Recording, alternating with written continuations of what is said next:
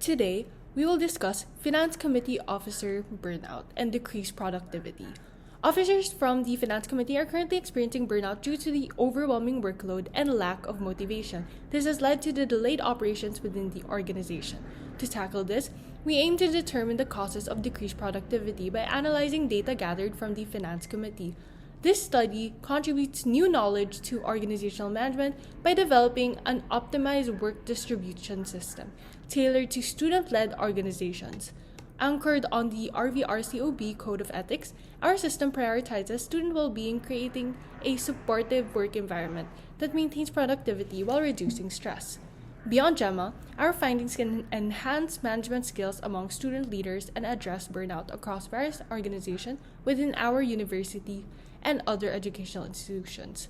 This research focuses on the Finance Committee officers of JEMA at De La Salle University for the academic year of 2023 to 2024. While the insights are specific to this group, the study's limited sample size and single-term duration may constrain broader applicability and long-term observation. Over the years, the marketing industry has evolved with technological advances, changing consumer preferences, and the rise of social media. As a student marketing organization, JEMA provides real-world insights and significantly impacts student leader development and the educational landscape. Our success hinges on member engagement, organizational environment, and leadership dynamics. Leaders must inspire productivity and commitment, despite challenges like financial constraints and limited experience. By training officers, fundraising, and collaborating with external entities, we overcome these challenges, contributing to the community and offering meaningful experiences to our members. The methodology for this study employs a multi-step approach to address low productivity among JEMA's finance officers. Initially, in-depth and semi-structured interviews were conducted to gain further insight regarding their workload and productivity. The researchers utilized open-ended questions from a study that focused on burnout. The data gathered were then examined through thematic analysis to discover repeated themes, patterns, and similarities. The researchers also made use of tools such as the Or-Joy cycle, ladder of inference, left-hand column, and meta-learnings to facilitate this process. Moving forward, a tailored intervention plan based on the gathered data to address and combat unproductivity was developed. This was then presented to the executive board for approval, feedback, and suggestions. Once implemented, the researchers carefully monitored the results and finally they evaluated the plan's effectiveness to identify successful strategies and areas needing further improvement. The Stress and Workload Framework by Hart. This framework offers a comprehensive model for understanding and the relationship of behavior, workload, stress, and performance. It consists of three main sections: imposed workload, operator behavior, and performance, with additional insights into perceptions, subjective experience, and psychological consequences. The imposed workload examines task variables such as complexity, time constraints, and resource availability. For JEMA, this means analyzing how these factors contribute to stress and burnout among finance officers, such as differences in personal and work environments. Operator behavior focuses on individual strategies, capabilities, and procedures. This helps action researchers understand how the finance officers approach their tasks and their skills impact their stress levels and overall performance. Next is performance. This assesses how workload and stress affect outcomes like speed and accuracy. This section helps us gauge how stress influences efficiency and effectiveness, guiding us in developing strategies to improve performance and reduce burnout. Furthermore, the framework incorporates perceptions and subjective experience, shedding light on how personal views and feelings about workload and stress affect officers' well-being. And finally, it addresses psychological consequences, identifying emotional and cognitive outcomes of stress, such as anxiety and decreased well-being. By using this framework, the action researchers can gain a detailed understanding of how these factors interplay, allowing us to design targeted interventions to enhance well-being and performance among JEMA's finance officers. In the construction phase, the Vice President of Finance noticed a concerning trend: declining productivity and increasing burnout among officers. To investigate this, we employed several first-person and second-person inquiry techniques, which led to the following key issues: overwhelming workload, burnout among officers, and late submission with errors. This led us to hypothesize the lack of effective workload management and task distribution among finance officers may have caused the issues mentioned. Our planning phase was guided by Hart's stress and workload framework. We mapped out specific actions for each component of the framework and corresponded it with relevant tasks as shown on the screen, which we will discuss in a bit. In our action phase, we first conducted a thorough workload analysis. This revealed a significant disparity in workload distribution among officers. To address this, we revised the delegation of tasks reducing the workload range from 30 to 10 units. Under performance, we then set SMART goals: bring all workloads within 5% of the mean, increase task completion by 50%, and reduce errors by 20%. For operator behavior, we created a comprehensive finance manual serving as a checklist and reference guide to support officers and minimize errors. For operators' perception, we asked for approval, which the EB gave, aligning our intervention with organizational goals.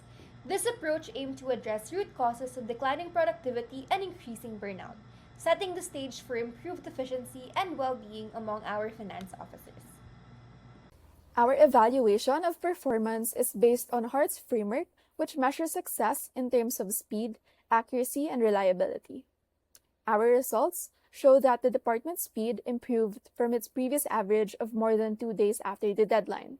This term, officers submitted documents less than a day in advance. For internal accuracy, there was an average of 10 revisions last term, but this improved by 40%, with revisions decreasing to only 6 documents. For external accuracy, there were only 3 documents pended by the CSO compared to last term's 7 documents. Lastly, for reliability, 276 out of 320 documents were completed on or before the deadline last term. Completion rate increased to 94% this term, where 301 out of 320 documents met the deadline. Overall, the team's performance showed improvements in response to the new work distribution system. After performance evaluation, we gathered subjective feedback to measure success on burnout. The follow-up one-on-one sessions showed a positive relationship with our performance indicators. Officers mentioned that they did not feel rushed when working, which reflects their accuracy rates. The light workload from redistribution also allowed them to work quickly, which reflects on their speed this term. Overall, the intervention demonstrated a positive effect on both productivity and burnout. Moving forward, the researchers engaged in meta-learning to reflect on the process and understand how new perspectives were developed throughout. Starting off with content reflection, the research identified burnout and lack of motivation as key issues affecting the productivity.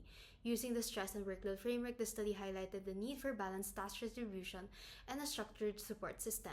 It stressed the importance of addressing personal stressors and implementing flexible plans, well-being initiatives, and effective communication to enhance job satisfaction and productivity. As for process reflection, through interviews and thematic analysis, the researchers found excessive workload and lack of motivation were major factors. The framework helped address these issues, emphasizing the need for a holistic approach with structured support systems and effective communication. And lastly, for premise reflection, the researchers anticipated a systematic approach and potential bias based on the active researchers' involvement.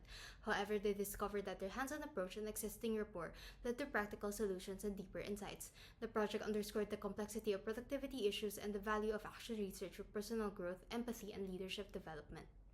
Given the limited scope of this study, our group shares a few insights and recommendations. First, the existing framework can look further into team dynamics and collaboration. The way team members communicate in organizational settings, especially in student groups like JEMA, can influence productivity and motivation. Second, it's crucial to keep stakeholders involved to ensure a wide range of perspectives are accounted for in the process of designing the implementation plan. By doing so, we can foster a sense of sharing a common goal within our teams, thereby improving our overall productivity. Lastly, we recognize that personal achievement is closely connected with team interactions and support systems. By incorporating this into the enhanced framework, we can provide more grounded guidance for improving productivity in student organizations and other similar contexts. Overall, the insights we've gained from this action research process can benefit various organizations, most especially student organizations looking to increase productivity levels through improving their work distribution systems. Nonprofits can also benefit from this research for managing their volunteers' tasks, while SMEs such as startups and family businesses can use it to streamline their workforce operations. Should there be a cycle 2 of this action research project, we could shift our focus to evaluating the long-term impacts of the optimized work distribution system on productivity and job satisfaction within JEMA. This time, we could start to incorporate quantitative data through surveys and productivity metrics to complement the qualitative data from the first cycle. Finally, another possible point of focus could be cross-departmental collaboration, assessing how the new system impacts teamwork and communication across different teams, and developing strategies to support interdepartmental workflows. That is all for our presentation. Thank you for listening.